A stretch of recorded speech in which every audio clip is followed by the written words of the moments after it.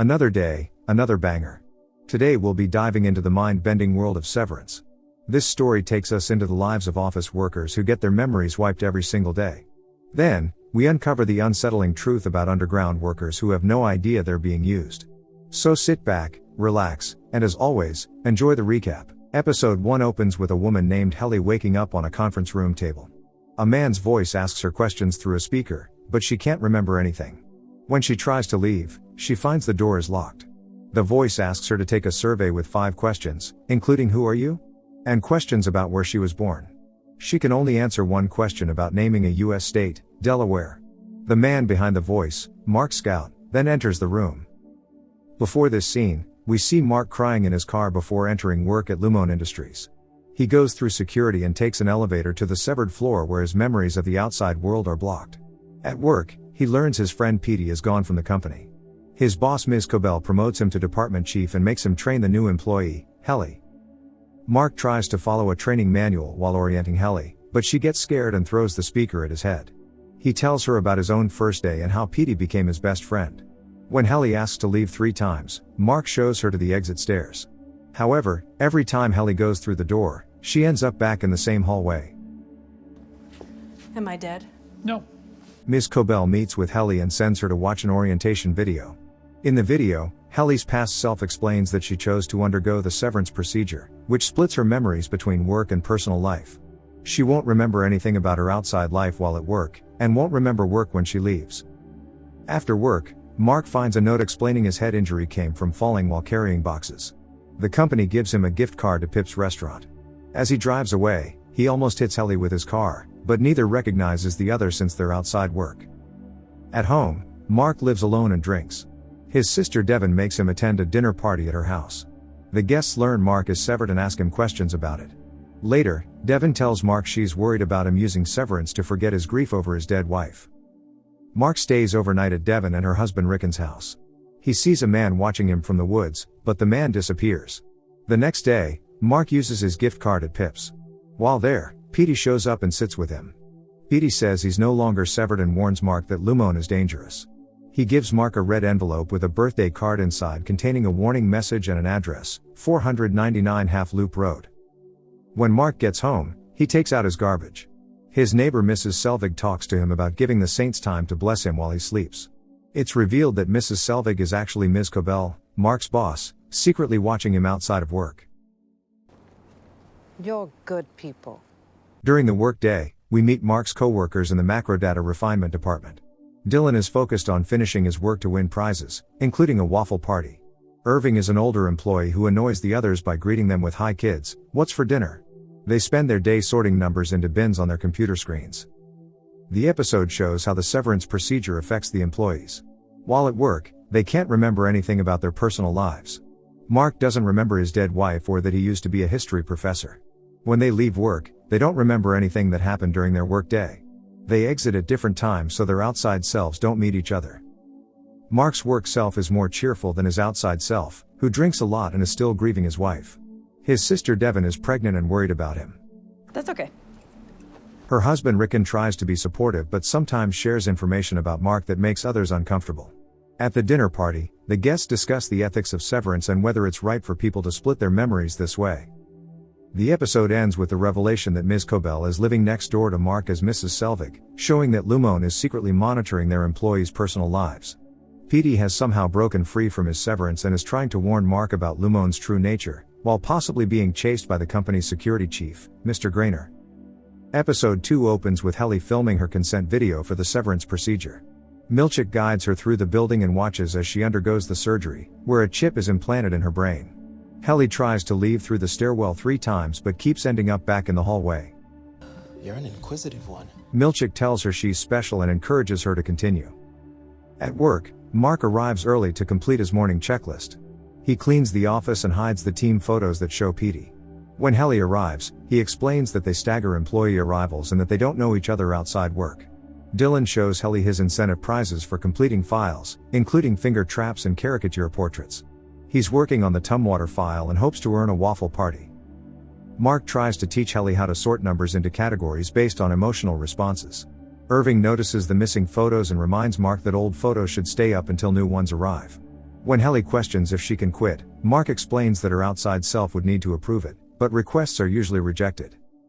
They have a welcome party for Helly where they roll a ball and share facts about themselves. Milchick tells them Helly is 30, allergic to almonds, and has weak teeth enamel. Irving does a trust fall that Milchick has to catch. Mark confesses to hiding the photos because seeing Petey made him sad.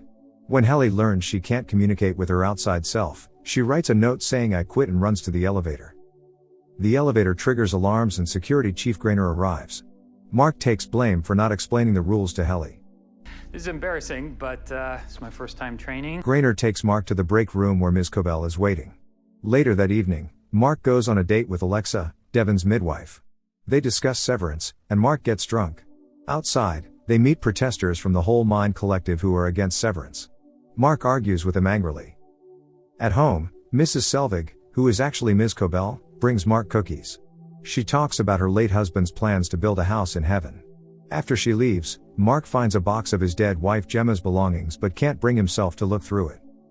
The next day, Mark calls in sick and visits the address Petey gave him. He finds Petey living in an abandoned greenhouse. Petey plays him a recording from the break room where someone is forced to repeatedly apologize while Milchick says it's not sincere enough. The fuck is that? Petey explains he's suffering from reintegration sickness after becoming the first person to reverse Severance. Meanwhile at work, Dylan takes over training Helly. Irving falls asleep and has a vision of black liquid pouring over his desk. Milchick sends him to a wellness check with Ms. Casey instead of the break room. In the waiting room, Irving meets Bert from Optics and Design, and they bond over their appreciation of company artwork and handbook totes. During Irving's wellness session, Ms. Casey reads him pleasing facts about his outside self, including that he's good at swimming and lovemaking. She deducts points when Irving shows more enthusiasm for certain facts. Helly sees her first scary numbers and successfully sorts them with help from Dylan and Irving. Mark brings Petey to stay in his basement. In the bathroom, Petey experiences severe reintegration symptoms, including seeing two versions of himself, one in the shower and one by the sink. He gets a nosebleed and collapses in the shower while Mark calls to check if he's okay. Throughout the episode, we learn more about how Severance works. Employees can't remember their outside lives while at work, and can't remember work while outside. The employees are closely monitored and controlled through various means like the break room and wellness sessions. These facts are not to be shared outside this room. The workers sort mysterious numbers into categories but don't know the true purpose of their work. Dylan believes they're cleaning data about sea creatures, while Irving thinks they're removing curse words from movies. The episode reveals that Ms. Cobell is living a double life as Mrs. Selvig to spy on Mark outside work. We also learn that Mark chose Severance to cope with his wife's death, and that the company faces opposition from anti-Severance activists. The ending suggests that attempting to reverse Severance, as Petey has done, may have dangerous consequences. Episode 3 opens with Petey recovering in Mark's basement after his episode in the shower. Mark gives him Rickon's blue and red striped robe. Petey experiences a flashback to working at Lumon, talking to Irving about office parties. When Mark asks about what he remembered, Petey says he gets confused about what's real sometimes. I'm not going to talk about it in here. While Mrs. Selvig watches Mark's house from her window, Petey tells Mark about having two sets of memories and how his work memories feel as old as his childhood ones. He mentions a group that helped him reverse his severance but won't say who they are. Petey tries to warn Mark about a hidden department where workers aren't allowed to leave, but Mark is skeptical. Petey has another episode and mentions his daughter June, who plays guitar. Mark watches TV where a Lumon spokesperson, Natalie, debates about severance. The topic of a severed worker getting pregnant at work comes up. Mark changes the channel in frustration. The next morning, before leaving for work, Mark tells Petey he can stay but reiterates that he doesn't want to reverse his own severance.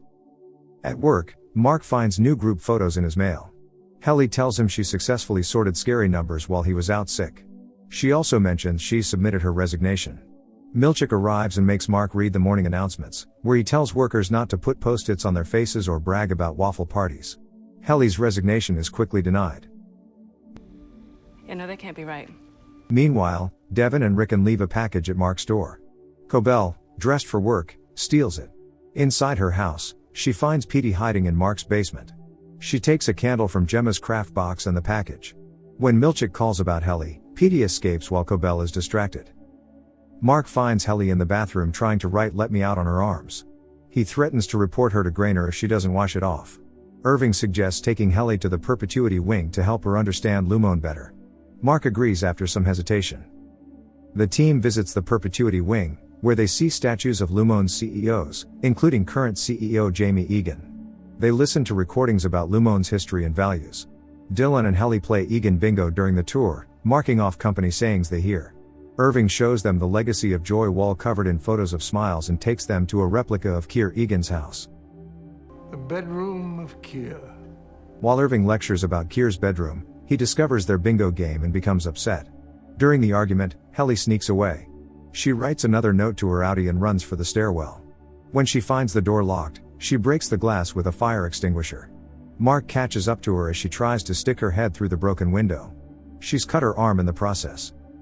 Grainer appears and takes Helly to the break room, where Milchick makes her repeatedly read an apology statement. "Forgive me for the harm I have caused this world." Ms. Cobell watches through a two-way mirror as Helly is forced to keep reading until she sounds sincere. At the end of the day, Mark replaces the old group photos and finds a map hidden behind one of them, the map Petey said he left. Meanwhile, Petey has a breakdown in a convenience store, demanding tokens for food. He collapses with a nosebleed. Mark leaves work and discovers Petey missing from his basement. He follows an ambulance to the convenience store. As paramedics help Petey out, the two men make eye contact before Petey collapses again. Mark drives away without approaching. Back home, Mark cleans up evidence of Petey's stay. He discovers Petey's phone on the floor as it rings with a call from a blocked number. Throughout the episode, we learn more about the severed floors departments, including references to a conflict between macrodata refinement and optics and design.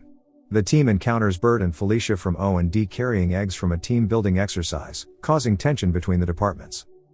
Cobell also has a tense meeting with the board through Natalie about Petey's reintegration. Yes, okay. Thank you. The board insists Severance is irreversible and tells Cobell to focus on meeting MDR's quota deadline in 3 weeks.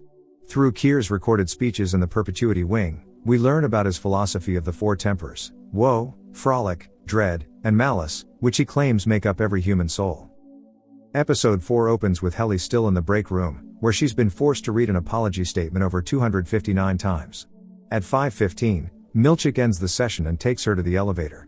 When she returns the next morning, she has to continue reading the statement. Again, please. Now. She hears a muffled male voice in the background, but Milchick ignores her questions about it. Meanwhile, Mark finds Petey's phone in his basement, showing missed calls from a blocked number.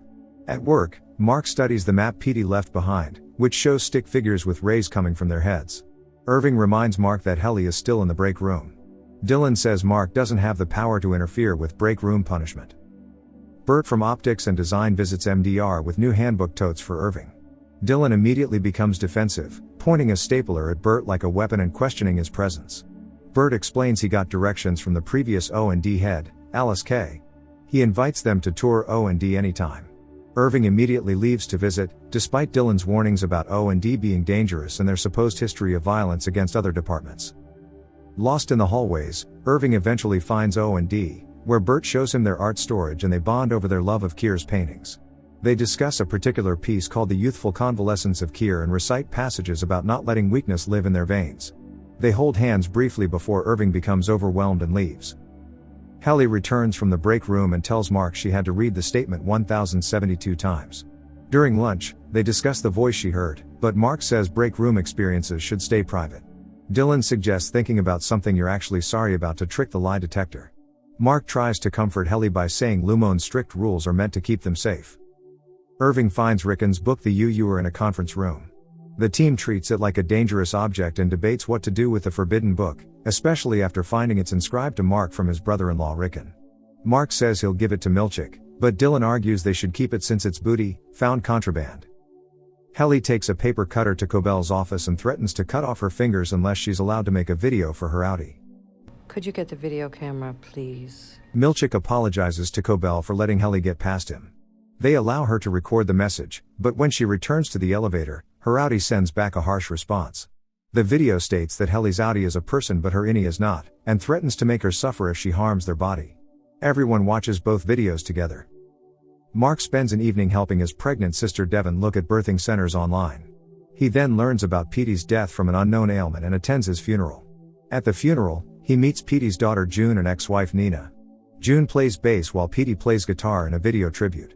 While everyone watches the performance, Mrs. Selvig sneaks away to drill into Petey's skull and remove his severance chip. Mark leaves early and drives to a tree by a broken guardrail, the place where his wife Gemma died. At Lumon, Cobell gives Petey's chip to Milchick to take to diagnostics. That's Petey. She arranges for Mark to have a special wellness session with Ms. Casey, despite Milchick's concerns. During the session, Mark makes a clay sculpture of a tree while Ms. Casey burns a scented candle. Cobell watches the session on her computer monitor. Irving returns to O&D and discovers it's not actually a two-person department as claimed. He finds a large manufacturing floor with at least 9 workers operating 3D printers. Shocked by this deception, he slowly walks back to MDR. Meanwhile, Dylan stays late to work and finds Rickon's book, reading a chapter called Destiny that appears as an acrostic poem. The episode ends with Helly taking an extension cord and trash can into the elevator. She discards her keycard in the trash can, then moves ceiling panels to check the support beams. She makes a noose from the cord and wraps it around her neck. The scene is intercut with an earlier moment when Mark checked on her and she pretended to be fine. In the final shot, she steps off the trash can with the noose around her neck. Episode 5 opens immediately after Helly's attempted suicide. Her rowdy self wakes up hanging in the elevator and struggles to save herself. Mark discovers her hanging body while leaving work and tries to help. Grainer arrives, gets Helly down, and forces Mark into the elevator where he reverts to his outie self. The next morning, when Mark arrives at work panicked about Helly, Cobell informs him that Helly is in the hospital but suffered no permanent damage. She will return to work in a few days. Meanwhile, Grainer meets with Cobell to discuss Petey's chip, which proves he had successfully reintegrated his memories. Though Grainer thinks this calls for celebration, he's disappointed to learn Cobell hasn't informed the board. She claims she wants to present all information at once. Mark secretly continues reading Rickon's book during work hours. After work, he receives messages that his sister Devon is giving birth. On his way to the birthing cabins, he runs into Alexa, his previous date, and they have a brief conversation. At the cabin, Rickon asks Mark about the book he sent. I feel hurt that you haven't called me to thank me for the book yet. And Mark lies that it must have been stolen. While Devon goes to get coffee at a neighboring cabin, where she meets a wealthy woman having her 3rd child who plans to name him William, Mark and Rickon have a meaningful conversation about Mark's deceased wife. When Devon returns, Mark begins sharing his suspicions about Lumon and his experiences with Petey, but is interrupted by Devon's contractions. Mark sits on the docks, staring at the water while his sister gives birth. Later at home, his phone keeps ringing. When Helly returns to work, she's emotionally distraught over her failed suicide attempt. Do you want to talk about it? Mark tries to discuss her difficulties, but she deflects. Ms. Casey is assigned to observe Helly to prevent further attempts. Meanwhile, Irving experiences another black goo hallucination and decides to visit Bert at O&D for comfort. Before he leaves, Mark tells him to copy the floor map in case they need to find him. When Irving tries to make the copy, the machine produces something unexpected, a painting showing MDR employees being killed by O&D workers, seemingly confirming Dylan's stories about an ancient department coup. Milchick appears and claims the painting was sent by mistake, denying any coup happened and insisting the paintings are meant as jokes. Dylan and Irving argue about the painting's meaning. Dylan sees it as proof of O&D's violent history, while Irving remains skeptical. How do we know what else he isn't being kosher about? Later, Milchick reports to Cobell about running a 266 on Irving B, explaining he hoped it would discourage Irving from spending time with Bert G. Cobell approves of his initiative and, when questioned about assigning Ms. Casey to watch Helly, says she's trying something new with her. Mark creates an excuse to get Helly away from Ms. Casey so they can talk privately. He asks for her help mapping the severed floor, but Helly refuses, saying she's not his new Petey. She declares her only goal is to make her outie die knowing Helly caused it. Their conversation is interrupted by strange animal cries. When Irving hears Bert is in the conference room, he goes to meet him. During their conversation, Dylan arrives and ties his belt around the door handles to trap Bert inside. Noticing the flirtation between Irving and Bert, Dylan pulls Irving aside to scold him for getting close to someone from a rival department. Mark and Helly follow the crying sounds and discover a room full of baby goats. They find a man bottle feeding the goats who angrily tells them to leave, insisting they're not ready. Meanwhile, Dylan, Irving, and Bert go to O&D where Bert claims the painting MDR found doesn't exist. Instead, he shows them an opposite version, a painting showing MDR workers killing O&D employees. Look at the badges the raiders are wearing. Dylan questions why there would be 2 contradictory versions. As Helly and Mark walk back to MDR, they discuss what the goats might mean, and Helly agrees to help with Mark's mapping project. The episode ends with Bert bringing Dylan and Irving to O&D's mysterious back room, introducing them as friends to the other workers. Throughout the episode, Tensions build between departments as contradictory evidence about their history emerges. The discovery of the goats adds another layer of mystery to Lumon's operations, while Helly's failed suicide attempt leads to increased supervision and reveals more about the relationship between innies and outies. Meanwhile, Mark's outside life intersects with his work life as he struggles to balance his sister's childbirth with his growing suspicions about Lumon. Episode 6 opens with Cobell at home, putting Petey's severed chip on a necklace. Grainer calls to tell her that analysis shows someone named Rigabi helped reintegrate Petey, and he promises to find her. Cobell then kneels to pray at an altar dedicated to Kier. Mark goes to his basement and retrieves Petey's phone, noticing many missed calls from an unknown number. While driving away from his neighborhood, he suddenly stops, backs up to his trash bin, removes the phone's battery, and throws both pieces in the bin. At Lumon, Bert shows Irving a hidden room filled with plants, suggesting it could be their secret meeting place. They discuss how having others around makes their interactions difficult. Bert takes Irving's hand and asks permission to do so. They talk about company rules against fraternization between departments. Irving admits he's not ready for a romantic relationship, but Bert asks him to stay anyway. At an outdoor park, Devon meets Gabby Arteta, both carrying their newborn babies. Gabby seems not to remember their previous interaction at the birthing center and calls her baby Bradley, though she had previously said she would name him William. When Gabby's husband Angelo arrives, their strange behavior makes Devon suspicious. In the MDR kitchenette, Mark secretly reads from Rickon's book chapter titled Camaraderie. Later, Irving suggests to Mark, Helly, and Dylan that they should work on uniting the departments through another visit to O&D. While Dylan remains skeptical, Helly supports the idea, suggesting she and Mark take another mental health walk to map the building and understand Lumon's true purpose. When Milchick appears, they pretend to be discussing Miss Casey's whereabouts. Cobell summons Mark to her office and confronts him about Miss Casey failing to watch Helly properly. Mark tries to take the blame, but Cobell dismisses Miss Casey as just a wellness counselor. She shows Mark video footage of him and Helly talking secretly in an unused office and scolds MDR for being behind quota. When Mark questions what they actually do at Lumon, Cobell explodes in anger, screaming that they serve Kier. She revokes MDR's hallway privileges as punishment. Despite the ban, Mark leads the team to O&D, where Bert introduces them to his staff as part of a new interdepartmental relationship. The O&D workers discuss their mysterious work, including making supplies for executives and manufacturing hatchets. During the conversation, Dylan secretly takes a card showing pictograms of people performing various motions. Mark gives an inspiring speech about working together to uncover Lumon's secrets, questioning why they're kept in the dark if the Egan philosophy promotes illumination. Milchick discovers them and escorts them back to MDR, where Cobell waits, singing a tribute to Kier. She sends Mark to the break room as punishment, where he passes Miss Casey in the dark hallway and apologizes to her. Outside of work, Mark has dinner with Alexa, explaining his attempts to have children with his late wife. Devon researches Angelo Arteta online and discovers he's a state senator advocating for legalizing severance. Mrs. Selvig arrives at Devon's house as a lactation consultant, noting the coincidence of being Mark's neighbor. In a shocking development, Milchick activates Dylan's innie consciousness at his home to interrogate him about the stolen card. Dylan is stunned to see his child and his home environment. Milchick suggests someone might have paid Dylan to smuggle out the card, but Dylan insists he acted alone and hid it in the work restroom. After getting this information, Milchick ends Dylan's innie state. Mark and Alexa attend June's band performance, where the crowd chants anti-Lumon lyrics and gives the middle finger. When Mark tries to talk to June about Petey afterward, she responds hostilely, asking how he would know what her father would have liked. A fight breaks out in the alley, and Mark and Alexa leave, sharing their first kiss. They spend the night together. Grainer visits Cobell to report finding Rigabi's location through a campus security tip. He mentions that maintenance is installing tonight, but Cobell declines to join his investigation. After spending the night with Alexa, Mark retrieves Petey's phone from the trash and answers a call from a mysterious woman asking to meet immediately.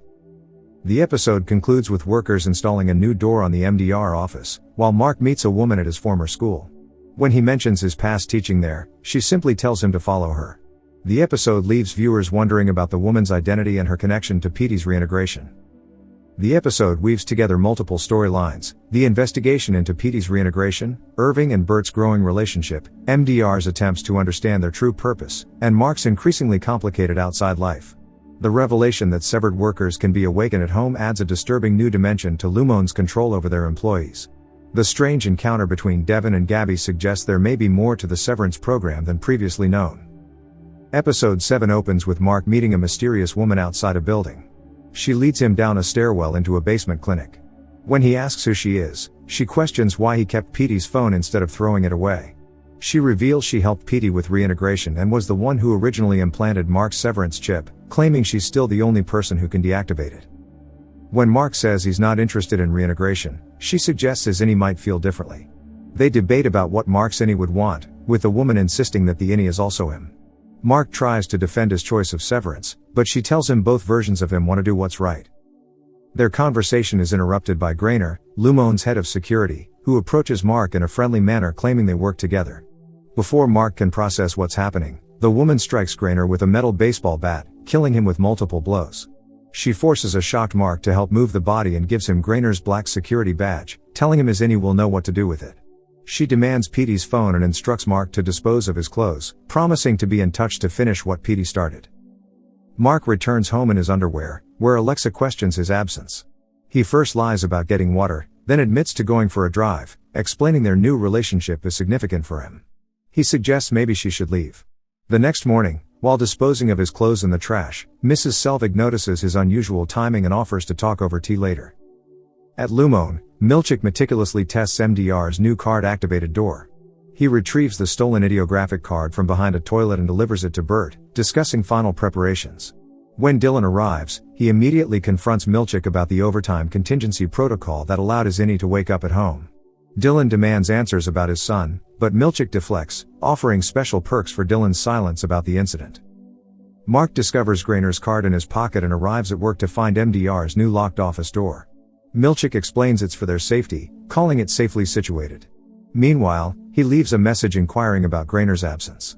The office receives a music dance experience celebration for Helly's progress, during which Dylan has a flashback to seeing his son. This triggers him to violently attack Milchick, biting him before being pulled off by his co-workers. After Milchick leaves, Dylan explains the overtime contingency to the others, describing his experience of seeing his son. When Helly suggests they could use this capability themselves, Mark reveals Grainer's security card. They formulate a plan. While Irving checks on Bert, Mark and Helly use the card to access the security office. They discover monitoring equipment and a manual explaining the overtime contingency, taking one crucial page. They agree Dylan will operate the controls while the others are outside. Irving finds Bert's retirement party in O&D, where they watch a video from Bert's outie discussing his lack of memories of his co-workers.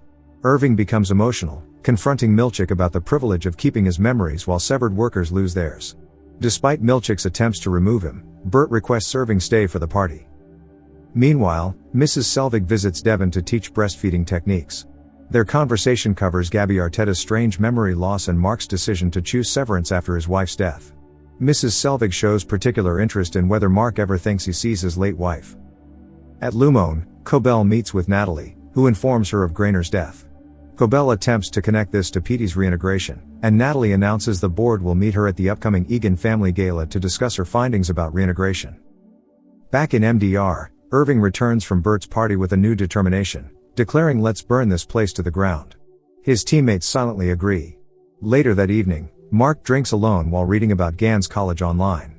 Alexa arrives to retrieve her phone, prompting Mark to desperately prove he's moved on from his wife by tearing up her photo. After Alexa leaves, recognizing his emotional turmoil, Mark carefully tapes the photo back together. The episode ends with the shocking revelation that his supposedly dead wife is actually Ms. Casey, his workplace wellness counselor. The episode weaves together multiple critical developments: the team's discovery of the overtime contingency's potential use, Bert's retirement forcing confrontation with Severance's reality, Grainer's murder, Cobell's upcoming board meeting, and the stunning connection between Mark's wife and Ms. Casey. These events suggest major changes are coming to Lumon and its severed workers. Episode 8 opens with a glimpse into Irving's outside life. He reads Marcus Aurelius in a winter park, walks his dog home to Leonora Lake Apartments, and maintains a painting routine. He repeatedly creates the same image, a dark hallway leading to a mysterious door, while listening to Ace of Spades by Motorhead. At Lumon, the MDR team arrives for work, each experiencing the characteristic twitch as their innies activate in the elevator. Helly works intensely to complete her file before the deadline while Cobell and Milchick monitor her progress through the cameras. Cobell mentions scheduling Mark for an end-of-quarter wellness session one last time and reassures a frightened Milchick about Grainer now sitting with Kier. Helly successfully reaches 100% completion, triggering an animated celebration where Kier appears, expresses his love, and flies away. Mark meets with Cobell to discuss the department making quota despite recent staffing changes and time wasted in halls. Though Cobell seems disapproving, she allows Mark to give Dylan the waffle party reward. She explains all department heads are getting wellness sessions due to stress from Grainer's retirement.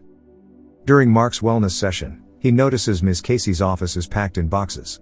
She reveals she's being forced to retire, learning of this just moments ago. Ms. Casey shares the shocking detail that she's only been alive for 107 hours, mostly in half-hour sessions, except for the 8-hour shift watching Helly, which she calls her favorite time. Mark attempts to intervene on her behalf, insisting they are people, not parts of people.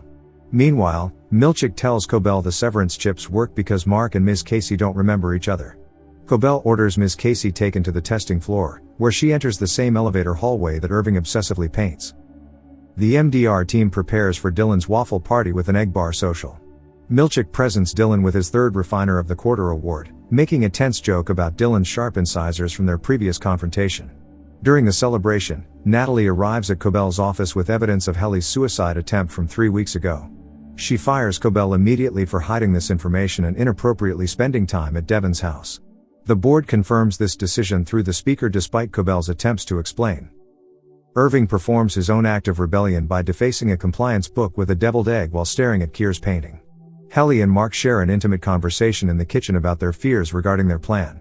Helly jokes about the goats laying eggs, and they discuss their concerns about not waking up or discovering what their outside lives contain. Milchick escorts Cobell from the building, taking her keycard and providing a box of her belongings. The team finalizes their plan for Dylan to wake them outside. Before departing, Helly surprises Mark with a kiss in the elevator, explaining it's either in case they don't return or in case they do. She wishes him good luck out there, boss, before leaving. While Dylan waits for his waffle party, he carefully reviews the steps for the procedure. In Kier's reconstructed bedroom, he follows instructions to eat waffles and witnesses a performance by masked dancers before secretly leaving. Meanwhile, Cobell drives home in a rage, destroying her shrine to Kier and emotional clutching medical items belonging to Charlotte Cobell, dated 1944. Mark visits Cobell to invite her to Devon's dinner party, which she reluctantly agrees to attend. At the party, Mark hints at a life change to Rickon and Devon. When Cobell arrives, Mark reveals he's considering quitting Lumon and the Severance program entirely. Surprisingly, Cobell encourages him to get away from them. The episode culminates with Dylan breaking into the security room, securing the door with his belt. He places his award, a 3D acrylic block showing the MDR team, on the desk and meticulously follows instructions to activate overtime mode. He selects Helly, Mark, and Irving on the computer, having just 19 seconds to complete the connection. Irving continues painting at home, while Dylan struggles to reach and engage both override switches simultaneously, leading to a tense cliffhanger ending. Throughout the episode, major changes unfold at Lumon with Cobell's firing and Ms. Casey's mysterious retirement, while the team executes their daring plan to wake their innies on the outside. The contrast between their control. Episode 9 opens with Dylan successfully activating the switches that wake up the innies in their outside lives. Mark, Helly, and Irving simultaneously come to consciousness in their different locations, each experiencing their outies world for the first time. At Devon and Rickon's party, Mark suddenly realizes he doesn't know where he is. When Harmony Cobell asks if he's alright and mentions talking to his sister, he becomes confused, not knowing he has a sister. He excuses himself to explore this unfamiliar environment. Irving awakens in his apartment, bewildered by his surroundings and the many paintings of a dark hallway. Meanwhile, Helly finds herself at a large gathering where Natalie informs her she'll be speaking in 20 minutes, and Gabby Arteta enthusiastically greets her as Helena. While Dylan maintains his painful stretch holding both switches in the security office, Mark explores Devon's house. When Devon enters with baby Eleanor, he awkwardly asks how's our baby? Making Devon laugh and explain she's his niece. Mark wanders the party, slowly piecing together that Devon is his sister. Irving discovers his dog Radar and explores his home, finding a locked chest. Using a key from his pocket, he uncovers military items, his father's photo, and extensive documentation about Lumon. Most importantly, he finds a list of severed employees' addresses, including Bert Goodman's, along with a detailed map. At the party, Mark realizes the book being discussed is Rickon's, the same one he's been secretly reading at work. As Rickon begins his reading, Mark processes that this is his brother-in-law. Meanwhile, at the gala, Helly discovers large promotional photos of herself labeled Helly, a severed story. She meets Senator Angelo Arteta and his wife Gabby, who discuss using severance for childbirth and changing public opinion about the procedure. Mark inadvertently reveals his innie status to Cobell by calling her Ms. Cobell. In a private conversation with Devon, he learns about his past as a history professor and why he chose Severance, to cope with his wife Gemma's death. Devon explains how wonderful Gemma was and how her death devastated him. At the gala, Helly watches a video of herself promoting Severance as Helena Egan, claiming it brings people together under Lumon's motto United in Severance. Her father, Jamie Egan, finds her in the bathroom and reveals their plans for worldwide Severance implementation, thanking her for her sacrifice and mentioning her grandfather's revolving. Irving locates his car and manages to drive to Bert's house using the address from his documents. Meanwhile, Mark and Devon realize Cobell has taken baby Eleanor, connecting her dual identities as Harmony Cobell and Mrs. Selvig. They discuss contacting journalists rather than police due to Lumon's influence. In the security office, Milchick desperately tries to break in while Dylan maintains his painful grip on the switches.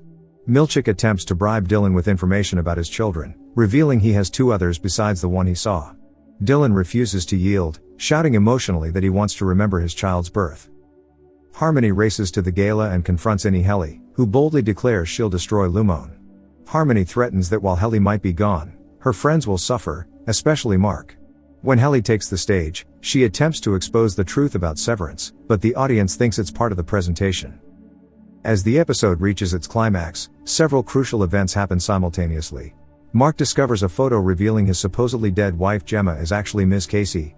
Irv arrives at Bert's house to find him living happily with another man. Helly tries to tell the gala audience they're prisoners and tortured, but is tackled. Mark desperately shouts to Devon that Gemma is alive. Irv pounds on Bert's door, calling his name. Milchick finally breaks through and tackles Dylan. The switches are released, and all innies return to their outie states with an electronic bing. The episode ends with each character at a pivotal moment, Mark discovering his wife's true fate, Helly exposed as an innie while revealing Lumon's dark secrets, Irving confronting Bert's new life, and Dylan losing his grip on the switches that kept them all awake.